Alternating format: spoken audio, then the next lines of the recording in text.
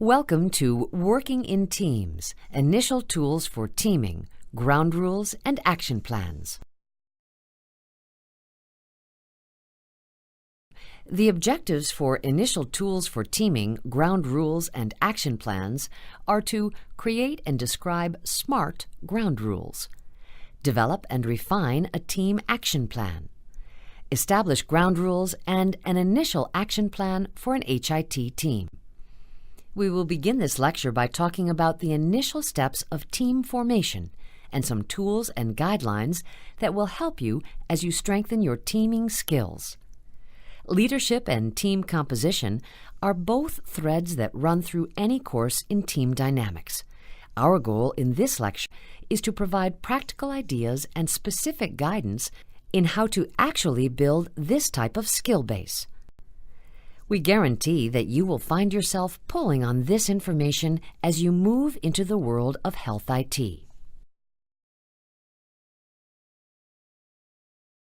John Wooden, the legendary coach and mentor to basketball players for decades, wrote about team-building experiences and the secrets to strong leadership in his book, The Essential Wooden, A Lifetime of Lessons on Leaders and Leadership. In this book, Wooden asserts that having faith in your team members and possessing a strong belief in your goal is what makes a true leader. If your team is able to sense a lack of conviction or faith in their abilities, chances are the team will respond in kind. In short, lack of resolve and ambition is contagious and may result in poor team performance. Therefore, each member of the team must believe in what he or she is doing. If anyone is in doubt, it's time to ask some hard questions. Coach Wooden provided 6 rules for creating an effective team, which are listed on the slide. Although Wooden was specifically discussing a sports team, it's not hard to see how these rules can be applied elsewhere. Wooden is a scholar of observation and behavior analysis. His rules encourage the support of good behaviors and identification of and dealing with those behaviors that are not so good. For example, he says to consider team spirit and morale, facilitate it when it is high, and build it when it is waning. Wooden calls for a leader to be alert and to identify those who have a healthy competitive streak, while keeping an eye out for those whose aggressive nature results in suboptimal outcomes, such as intimidation and bullying. In this same vein, another important Wooden rule is that troublemakers must not be tolerated and must be dealt with promptly and firmly.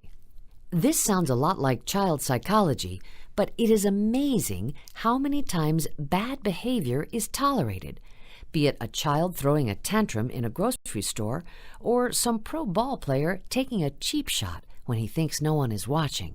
Giving each individual a fair chance and allowing him to benefit from every opportunity that is earned is also one of the foundational dimensions of a strong team, according to Wooden.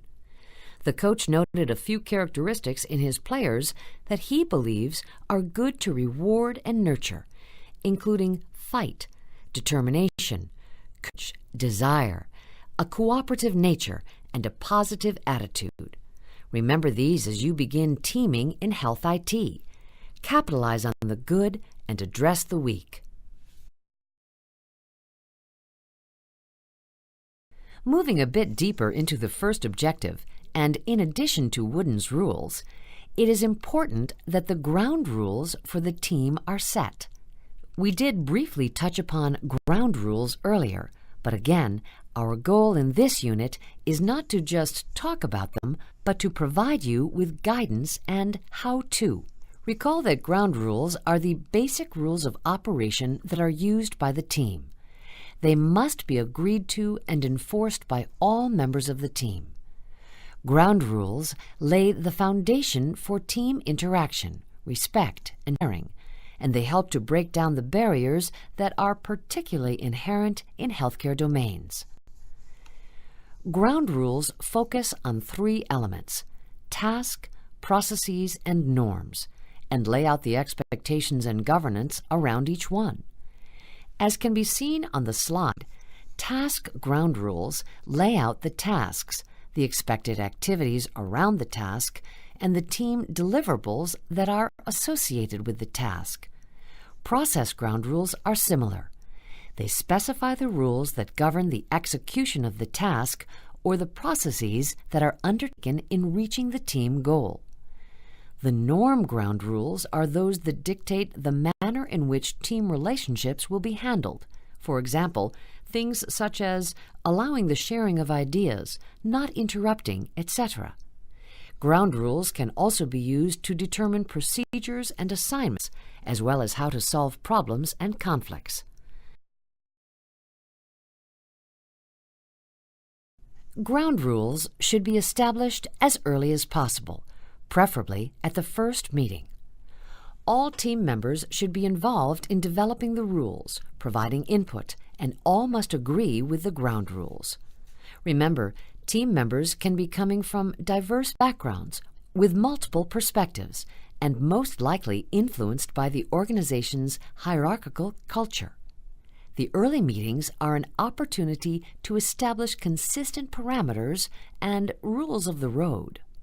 Consider your previous experience in working in a team. Can you recall what worked well and what didn't? Have you been involved in a team where the ground rules were developed jointly, then firmly and clearly relayed to all members of the team? Just as child behaviorists will tell a parent in regard to healthy child rearing, rules should be followed.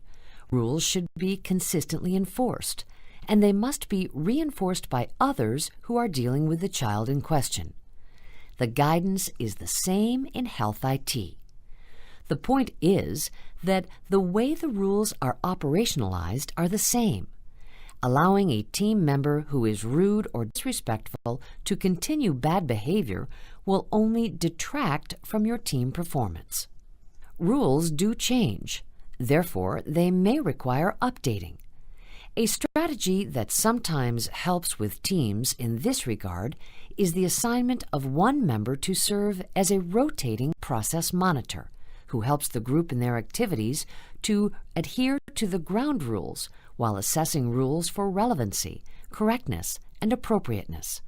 With that said, a process monitor should not be looked upon as a disciplinarian waiting to rap the knuckles of someone who disobeys.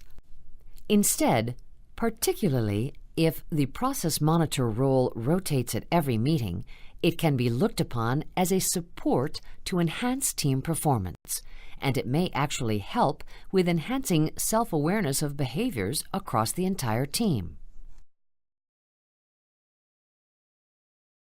What we have provided on this slide is a separation of ground rules based on which ones may be better assessed by a process monitor versus those that are a byproduct of the overall work of the team in setting the ground rules in the first place. The last four listed here, agreed to, followed, reinforced, and updated, are those that are most appropriate for the process monitors to address.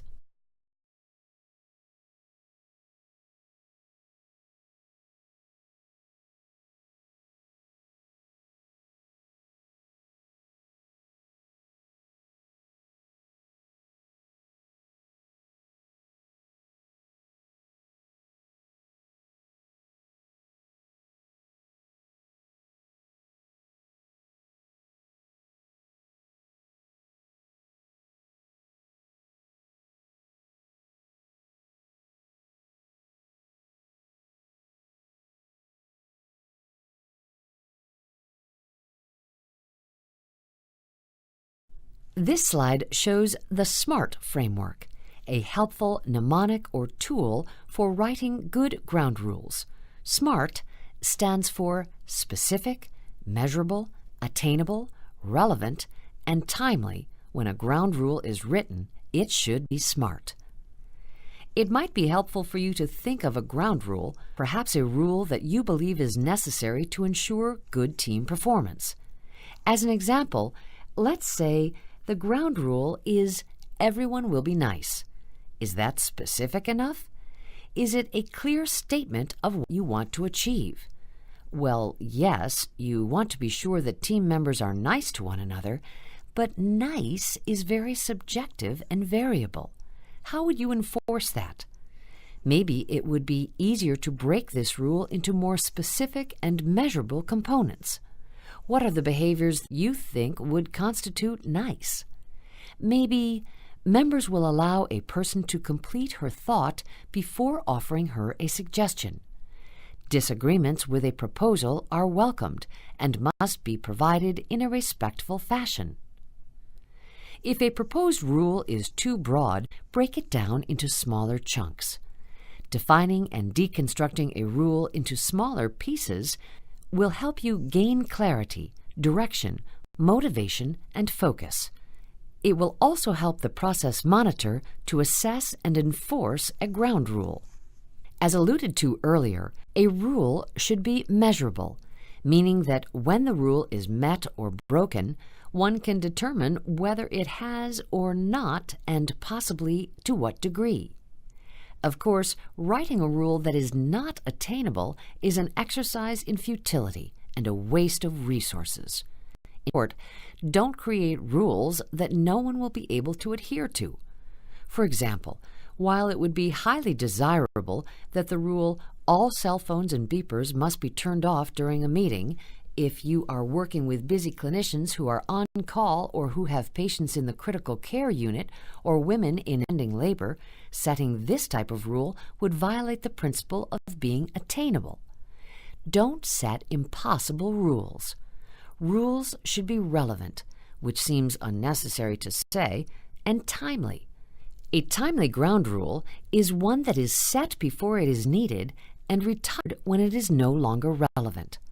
For instance, if there is a ground rule that states that team members should not discuss details of a purchase plan with a vendor, the team should know that before a team member slips and reveals some aspect that was intended to be kept internal to the project team.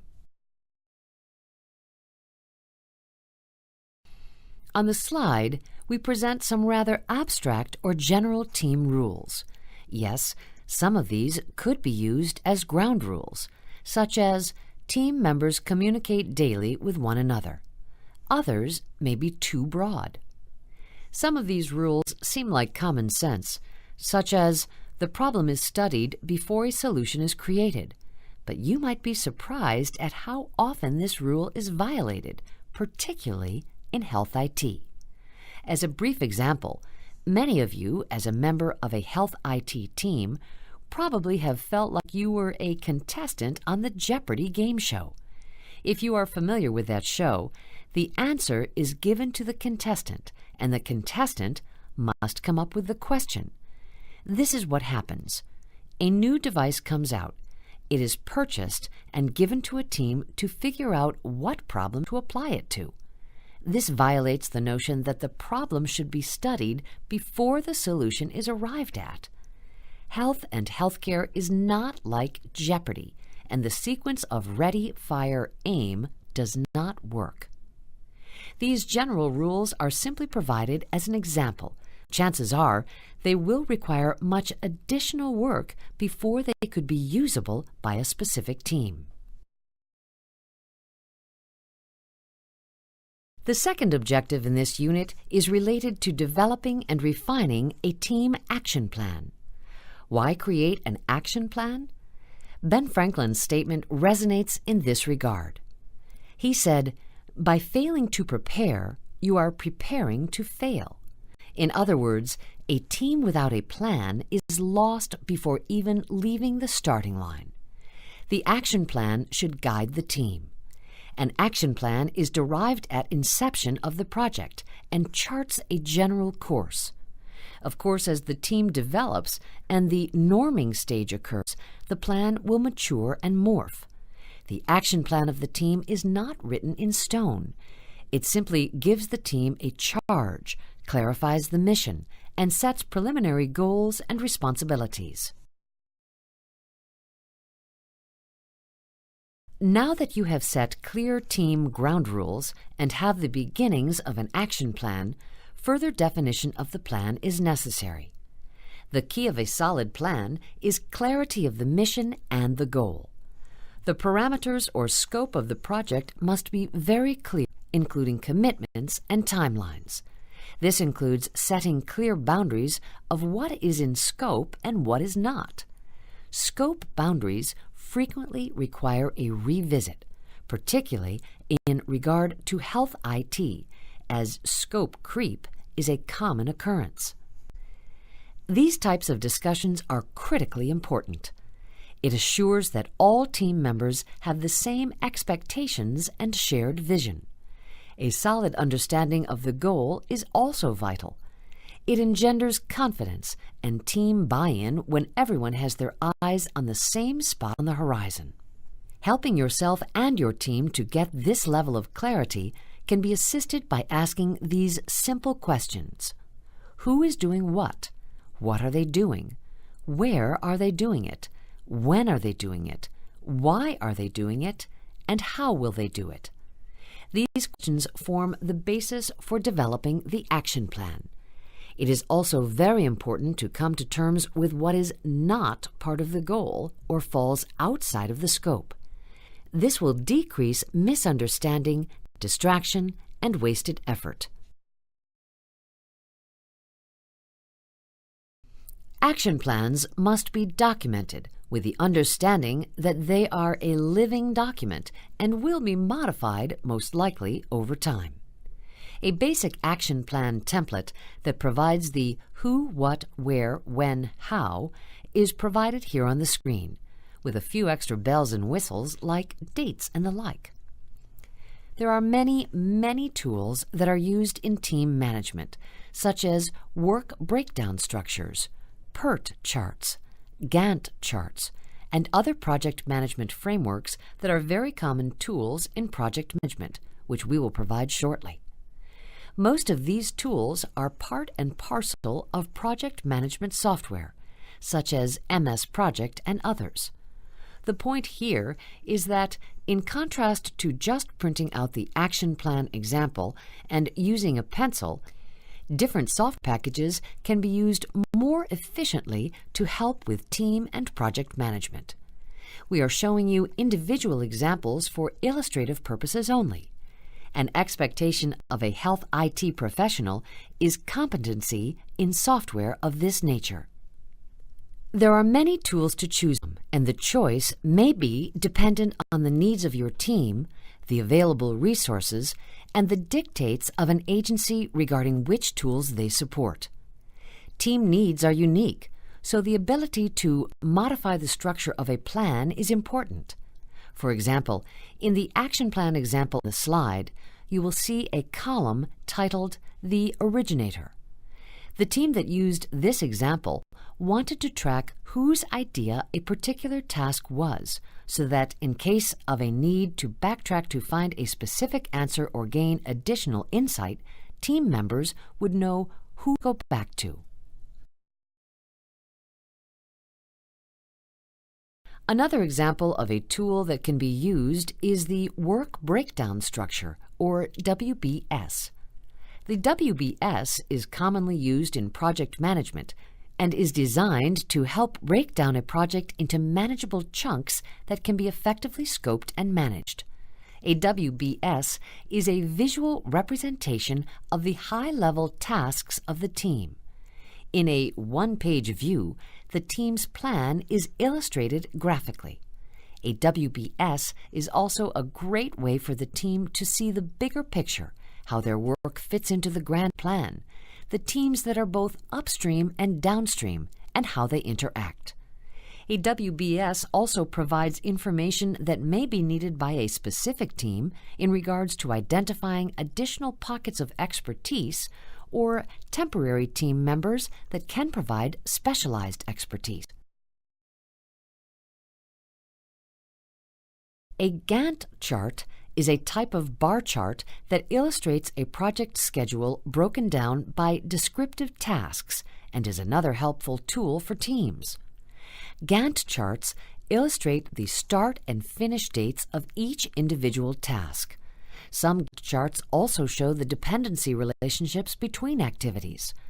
GANTT charts can be used to show current schedule status, overlap, and overall team progress. A PERT chart is a graphic illustration of a project as a network diagram and is another commonly used tool for team and project management. A PERT chart consists of numbered or lettered nodes, each circle or rectangle, that represent an event or a project milestone. The nodes are linked by vectors, directional lines, that represent defined tasks in the project. The direction of the arrows on the vectors indicates the sequence of tasks. Some people prefer the PERT chart over the GANTT chart because of the way it illustrates task dependencies. On the other hand, the PERT chart can be more difficult to interpret, especially on complex projects. The takeaway points from these last several slides is that there are many tools available for helping you to work in or with teams. Many of these tools overlap with project management approaches. You do not need to be a project manager, however, to work in a team, and as a matter of fact, most teams in healthcare are comprised of diverse user groups where the presence of an experienced project manager is a real bonus.